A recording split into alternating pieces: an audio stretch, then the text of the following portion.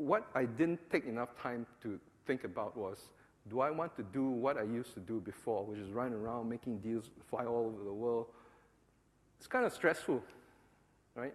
And are you smart enough to understand yourself, the needs of your family and all that, in order to understand where your balance point is? You have to know that, right?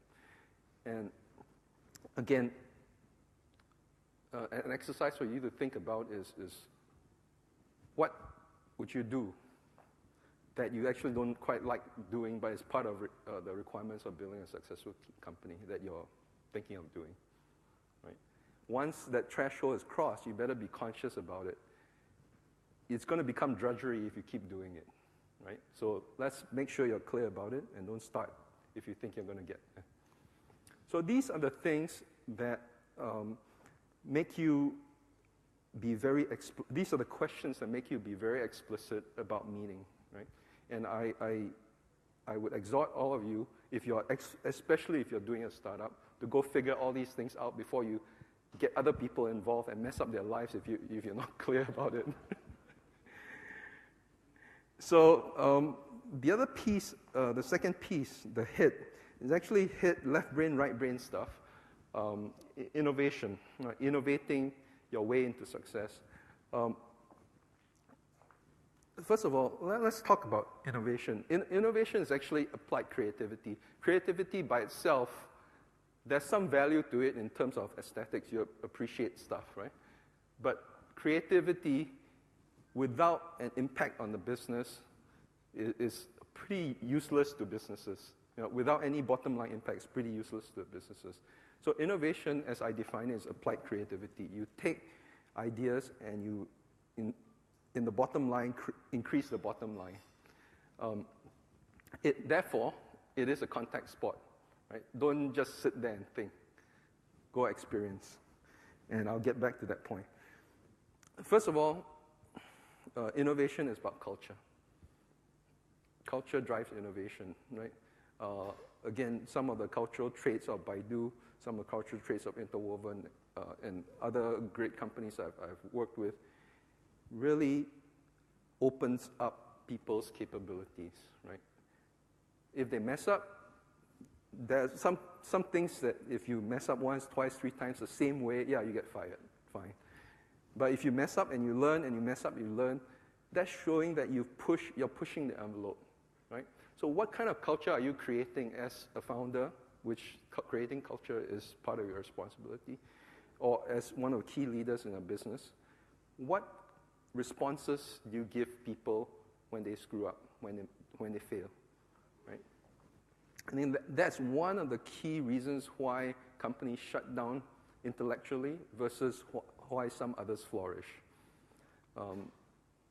So exercise for you is, how do you, if you have a small leadership team, is it clear amongst all of you how you reward your innovation champions? Even if it's just recognition, right? Recognition is actually a big thing. But even if it's just recognition, how do you reward? Is there a consistent way to do it? So go think about that. Let me sort of diverge a little bit and talk about one of my passions about engineering, which I try to make other people, non-engineers, understand. There is if you are a technical person and you become good at something, sooner or later you start to realize there's an aesthetic about the thing you're doing that is hard to express in neat equations, but there's a beauty in the thing, there's a beauty in a mathematical theorem, there's a beauty in a program. And people look at me and think I'm nuts. So what beauty is just lines of code.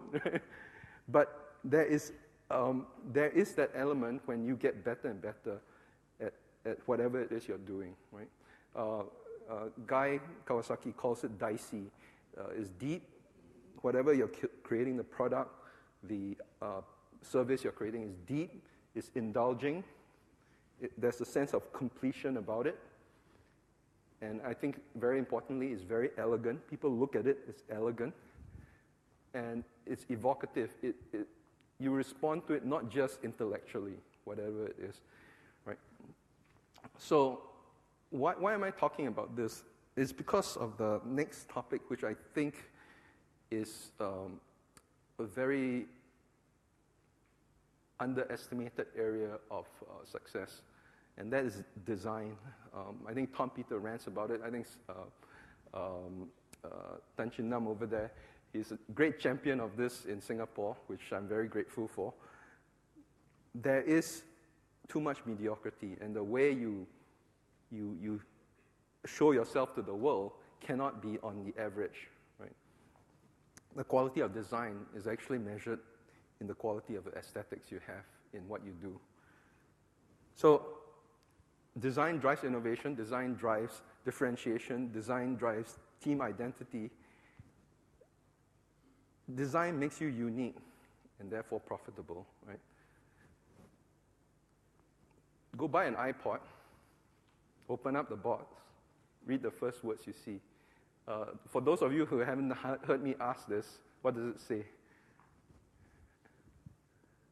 No one's bought an iPod. iPhone will do. Macs. No one's bought a Mac. What, all PC users here? What? Really? No one's bought a Mac? Okay. One of the first, okay, I'll just answer the question. One of the first things it says is designed in California by Apple. Right? So one of the most innovative design companies on the planet believes that design is what is different about what it does. And the last point is very simple. You know, I've seen too many friends, entrepreneurs, sit there and, hey, here's a nice idea, and that's it. You know, they don't. Either they start executing on it or they just sit on it. The point about this, I actually wrote this slide before Bo Fishberg earlier. Fast failures is what it's all about, right? The idea is get the rubber to meet the road. Test, create more ideas. Test, create more ideas, and pretty soon you have new stuff. An example is this talk, right? Unfortunately, you guys are my beta testers. Okay, last piece. From your head, now you've got great ideas. Now, how do you make it happen? I think this is the third piece of a very important set of skills to have in a company to be successful. Selling. Most people don't expect a techie like myself to speak too much about selling, but that's the lifeblood of entrepreneurship, right? Your ability to communicate your usefulness to your customers. So let me talk a little bit about this.